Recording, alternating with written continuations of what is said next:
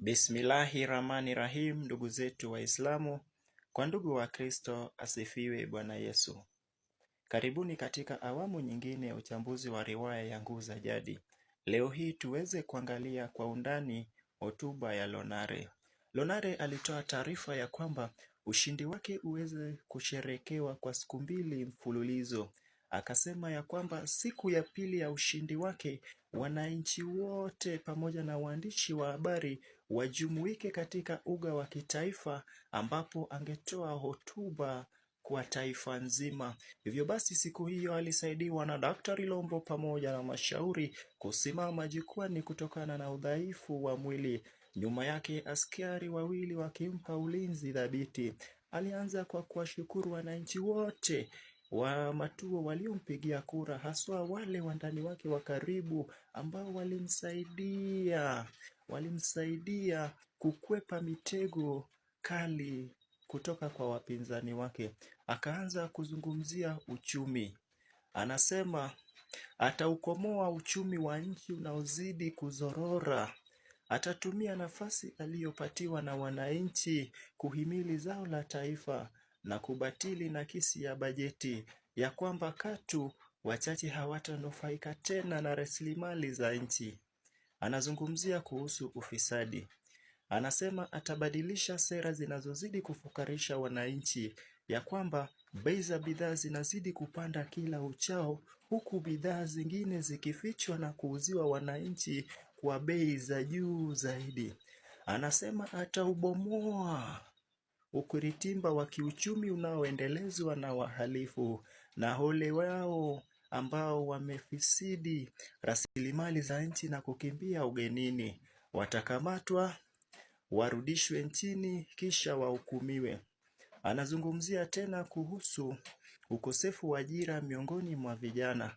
Hapa anasema ya kwamba serikali yake itahakikisha ya kwamba imewapa wananchi nafasi za ajira. Anasema ya kwamba masukuzi ya leo ndiyo msitu wa kesho. Hivyo basi masukuzi haya yakikatwa na kuteketezwa, jamani, hatuna msitu kesho. Anasema tegemeo la vijana ni tegemeo la Matuo la baadaye. Hivyo basi vijana hawa watahusishwa kikamilifu katika maendeleo ya nchi.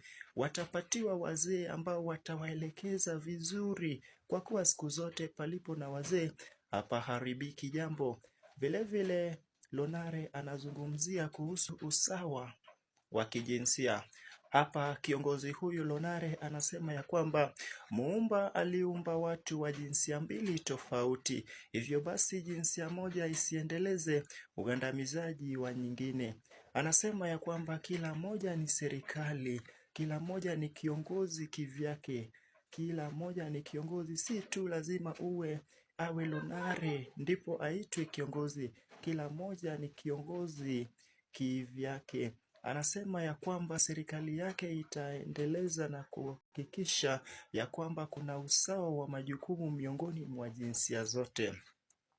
Vile vile Lonare anazungumzia kuhusu ukabila. Anasema ukabila ni sumu ya nyoka ambayo inagandamiza maendeleo hata ya nchi au mataifa yaliyoendelea zaidi. Ya mwisho na muhimu zaidi, tujifunze kusema hapana. Maovu yanapotendeka tusiyafumbie macho na kuyazibia masikio. Tujifunze kukataa maovu, kwani tusipokataa maovu, jamani, tutazidi kuwa mafukara na wanyonge. Anasema serikali nzuri huelezwa kupitia kwa matokeo, bali si kwa sifa.